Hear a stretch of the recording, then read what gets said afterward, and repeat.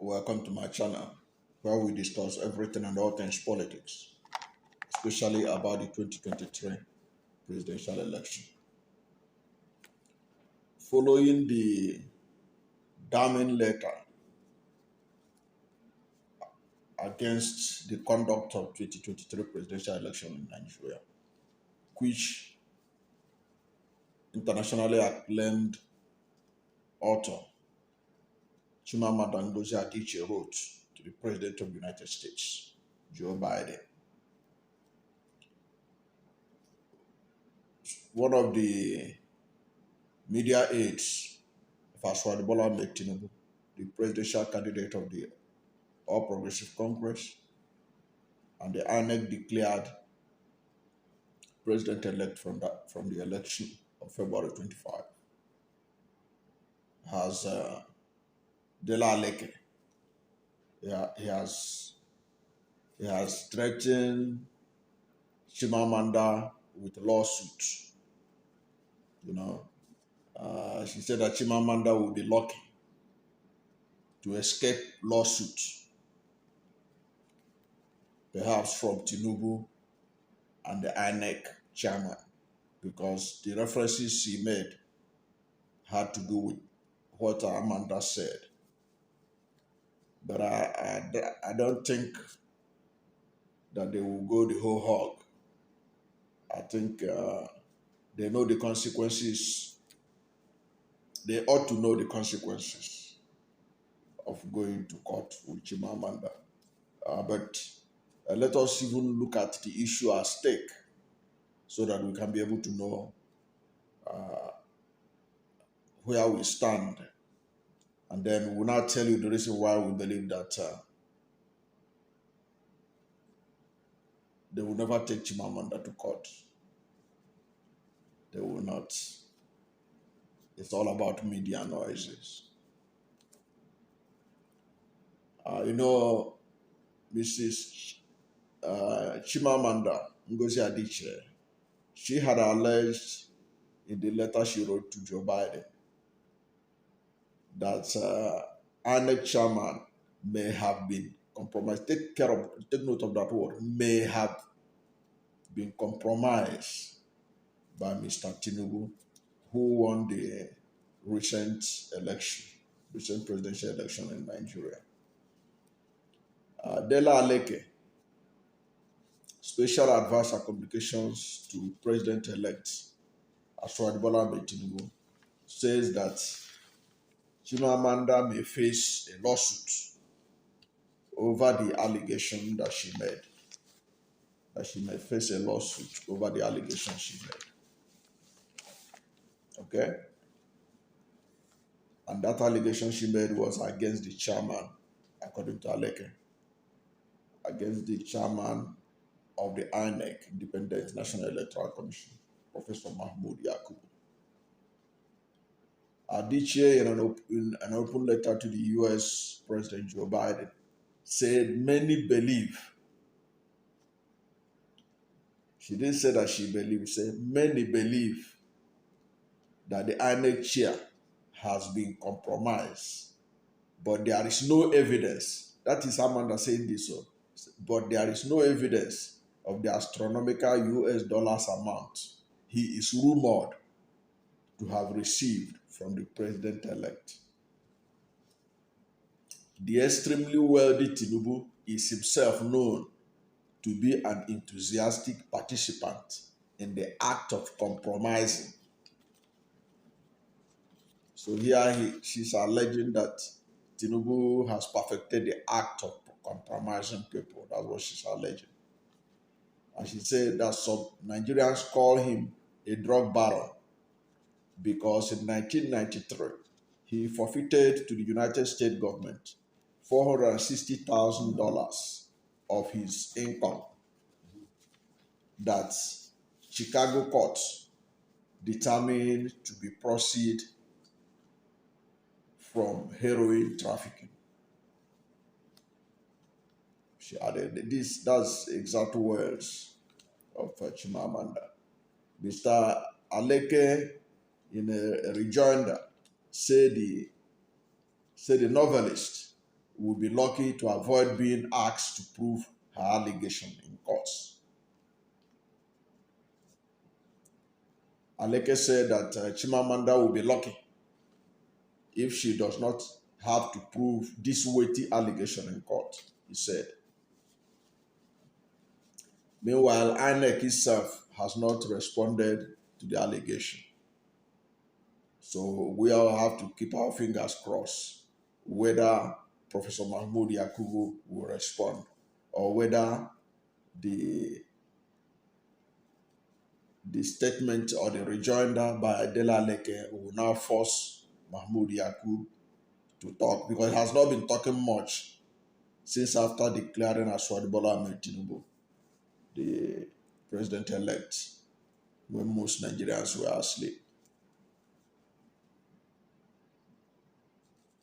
Now, the truth of the matter is that Chimamanda Ngozi Adichie supported Peterobi of the Labour Party in the presidential election.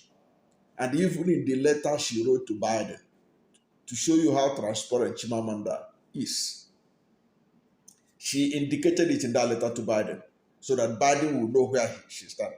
But she also was very clear in that letter that if the process had been followed, technology used as INEC claimed they will use it, that the results of the presidential election were transmitted from the polling units as INEC said they would do, that they would accept the result with good faith. It was because INEC reneged in the promises it made, which many has considered a violation of the Electoral Act and a violation of the guidelines for the conduct of the 2023 general election. So it is nothing new. Unlike Professor Wole Soyinka that supports Tinubu but is hiding it from Nigerians and trying to present himself as an impartial arbiter on a national discourse. Now, there's one issue that Dela Lekero threw up, which I think I have to address, because I know people are always confronted with this. There are people who believe what Aleke said. Let me tell you what he said. Now, Aleke, in response to Chimamanda's letter, now in his rejoinder, he wants to prove that Tinubu won. Look at what happened. While trying to prove the credibility of the election, Mr. Aleke stated that the decision of Mr. Peter Obi and Kwankwaso to defect, Rabiu Musa Kwankwaso, to defect from PDP to Labour Party and New Nigeria People's Party, respectively, helped Mr. Tinubu to win the election, a task that would have been almost impossible. He said, it is instructive that Peter Obi and Rabiu Kwankwaso broke away from PDP to contest the election on the platform of the Labour Party and NNPP, respectively. Had the PDP contested the election as one with Obi and Kwankwaso in each fold, winning the election would have been an uphill, almost impossible task for APC. But contesting on three separate platforms against the ruling party, as they did, the victory of the APC was logically and empirically inevitable. The road. You see, this is one of the areas that used to deceive people. They want to blame Peter Obi leaving PDP and Rabiu Kwankwaso leaving PDP as the reason why they won. That PDP was split into three. That if they had stayed as one party, that there's no way APC would have won. But ask yourself, in 2019, Peter Obi was in the ticket of PDP, vice president candidate to Atiku Abubakar. Rabiu Kwankwaso was in PDP. So why didn't they win in 2019? They did not win in 2019 because the 2019 election was allegedly rigged. So all this idea that if they had stayed at one, and APC was determined to rig the election in 2023, they will still rig it. They will still find a way to rig it. So they should not deceive Nigerians by telling them, well, it's the fault of PDP, they divided their votes. No, it is not true. I don't buy into them. When they were united in 2019, why didn't they win? Of course, there are many people who strongly believe that PDP won that 2019 election, but it was allegedly rigged by the APC. So if they rigged it in 2019 when PDP was won, what stopped them from rigging it again in 2023 if PDP was still intact as one party? So that makes no sense. So anytime anybody comes to tell you that the reason why the PDP Asiwaju won was because PDP divided their vote, tell them it's a lie from the pit of hell. When they didn't divide their vote in 2019, why was their victory not acknowledged? But it was rigged, as many people acknowledged. That is how also, if they had stayed together as one party, 2023, APC determining to rig can still rig it, as is being alleged now that they rigged it. Anyways, okay. So that Aleke's view position on that as a proof of that they won the election, it doesn't stand. It doesn't hold water. Going by the record of 2019 when they were all in one party. So that pushes that aside for those who like to bandy that as making intellectual sense on the reason why the election went the way it went. The reason why this election went the way it went, go the way it went, is because INEC reneged in its promise of transmitting the presidential election result from the polling unit to the IRIF. Whatsoever that APC did that stopped the transmission of presidential election result from polling units to the IRIF, as was possible for the senatorial and the House of Reps election result that took place the same day, is why many people believe this election was rigged. And that is at the center of the letter of Chimamanda to Joe Biden. So if Aleke is defending, he should explain to the world why the Beavers was able to transmit only 2 elections out of 3 elections that took place the same day. Until he explained that very well, nobody will believe any hogwash that it is the reason why APC won. It's not true. Until that explanation is gotten, either from a technological expert who understands how Beavers works, from either within Nigeria or outside Nigeria, no explanation is excusable as the reason to justify the victory of APC. No. The statistics before the election was stacked against APC. Over 53,000 Nigerians killed in 8 years of Buhari regime. 133 million Nigerians in poverty. About 80-something million Nigerians in extreme poverty. 35% unemployment. Over 21% inflation. Nigeria being the only country in the world that produces oil that did not get a single cent as profit from the Ukraine-Russian war. Nigeria is the poverty capital of the world. Nigerians are the most terrorized people in the world under APC. So ordinarily, there is no sane person that will see this kind of statistics and say, let us continue with it. And you have seen what is happening. Shortly after the election, you have seen the killings have started again in Benue, in Zamfara, and elsewhere. Is that what people voted for? Let's be frank about some of these things. So there's no genuine reason. The economy is almost in tatters. The debt profile is out of this world. Nothing literally is working in Nigeria.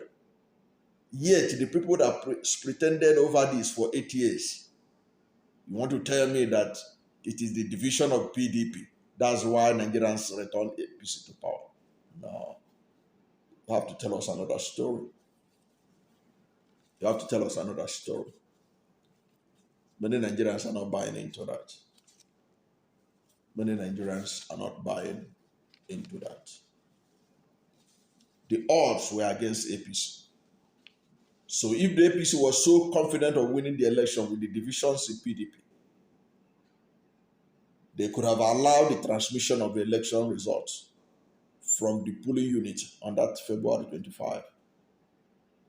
Already the APC themselves, they are giving conflicting signal.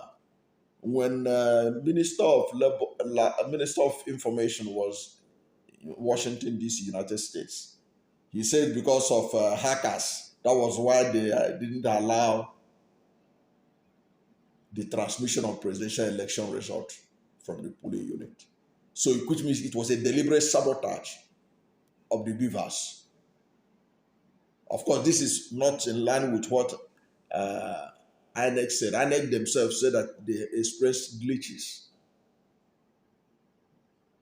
But Lai Mohammed in United States said that what happened was that there was attack, so they halted the transmission of presidential election because of hackers or cyber attacks, which means they are the ones that did it deliberately. Now it is left for technological experts to go to the cloud and check the host,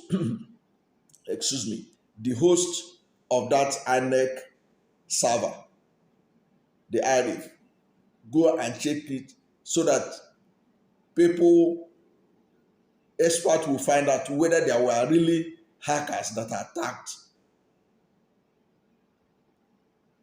the beaver's machine or whatever that necessitated the halting of the transmission of presidential election results from the polling units as provided by the law. That's what needs to be done. And I think at the tribunal, APC should be able to explain the real reason why they halted that transmission of presidential election result. It is because of that halting of the presidential election result, as Lai Mohammed is claiming.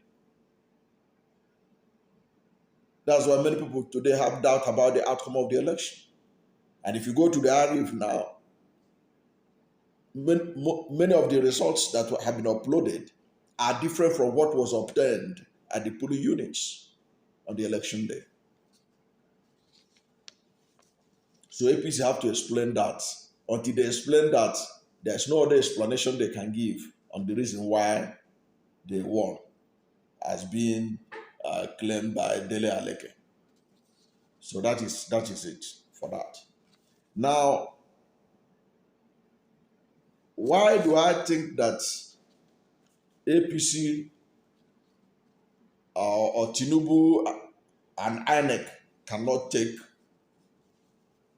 Chimamanda to court? There are grounds that I believe that they cannot take her to court, and these are some of the things I noted. One, they can't take her to court over what she wrote about Tinubu. and his forfeiture of $460,000 to the US government. Because that issue is already of public knowledge. It's in public domain for years now. And it's also one of the grounds on which Peter Obi, the Labour Party presidential candidate, is demanding for the disqualification of Asiwaju Bola Tinubu in the election, because it's one of the grounds that Peter Obi believed that he ought not to have participated in the election based on this alleged forfeiture. And he's saying that because of it, Tinubu's votes should be considered a wasted votes. So is that the ground that they will sue Chimamanda? It doesn't make sense, because it's an issue that it will eventually be trashed out at the Supreme Court. Because at the end of the day, after the appeal court ruling on this matter, it will eventually end up in the Supreme Court. So it's not something I think that even Tinubu himself would like to increase the volume of it. I don't think so. Now they said that Amanda made allegation that INEC chairman was compromised by Tinubu with unsubstantiated amount of dollars. What Amanda said in that her letter was that she said many believe that this was what happened in the election. That is, there was compromise, alleged compromise of the INEC chairman.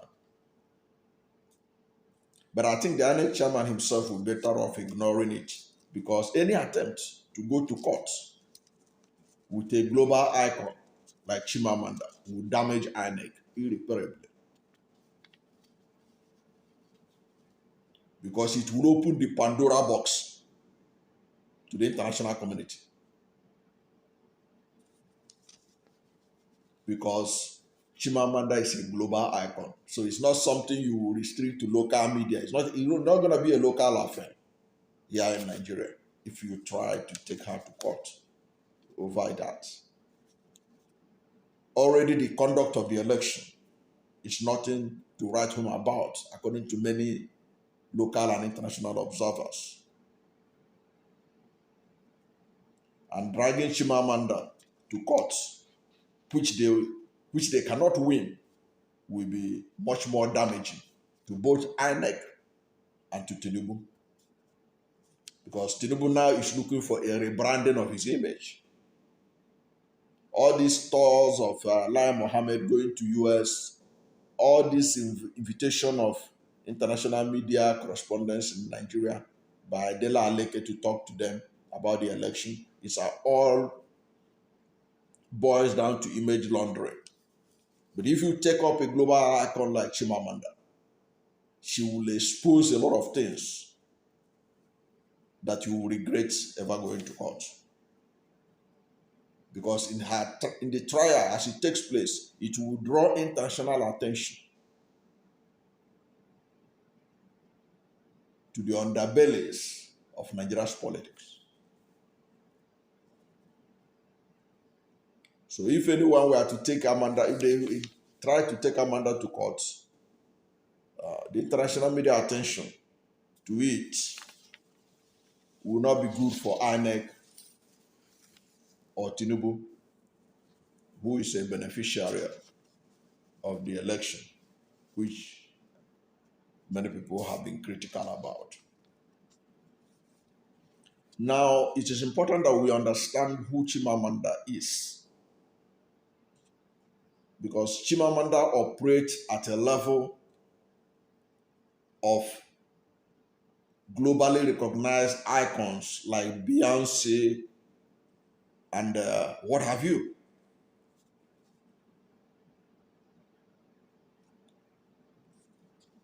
Chimamanda is a household name in the United States. You may believe it or not. She's a household name in the United States. Even though she has refused to naturalize and remains proudly Nigerian gift to the world, Chimamanda has deliberately refused to get the green card, living between Nigeria and United States. She's proudly a Nigerian, but recognized as a global citizen. She was named one of the Time magazine's 100 most influential people in the world in 2015. In 2017, Fortune magazine named her one of the world's 50 greatest leaders. One of the world's 50 greatest leaders. She's a member of both the American Academy of Arts and Letters and the American Academy of Arts and Sciences. This is a lady that is on first name terms with Hillary Clinton. You should know Hillary Clinton. Hillary Clinton was former First Lady of Arkansas when her husband Hillary Clinton was governor. She was former First Lady of United States for 8 years when her husband was the President of United States, Bill Clinton. Hillary Clinton was a presidential candidate of the Democratic Party in the election in which she lost at the Electoral College, even though she won the popular vote to Donald Trump. And Chimamanda at the time was a major campaigner for Hillary Clinton, and she appreciated it. Right now, she was among those who attacked Donald Trump relentlessly and paved the way for Biden to emerge as the President of the United States. And I can tell you for free that that letter she wrote will be looked at very positively by the Democratic Party and by President Biden, because she's not an unknown quantity coming to write a letter to the US president.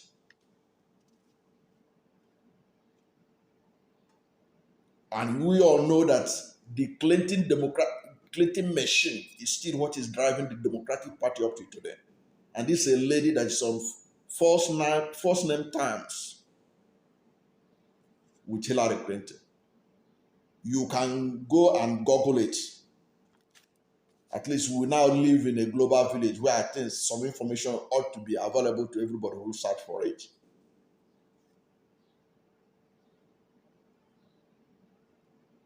So it will be really unreasonable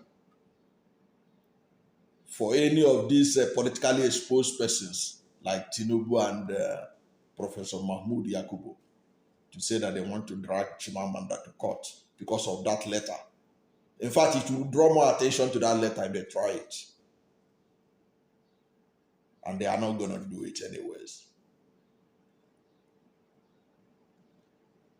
If they are smart, which I think they are, Tinubu and Yakubu Mahmoud should just allow the matter to fade away, hoping that the Supreme Court will sustain what they have started on February 25. While Nigerians and those who support peterobi will hope that the Supreme Court will save the situation for those who believe in the emergence of a new Nigeria. Thank you for watching this video, and if you are new to my channel and you have not yet subscribed to my channel, please subscribe to my channel. Hit the subscription button, hit the notification bell. When you subscribe to my channel and hit the notification bell, anytime I have a new video, you will be among the first to know. God bless you. And please don't forget to like this video, because when you like this video, Google will rank it high and recommend it for more people. Thank you, and God bless you.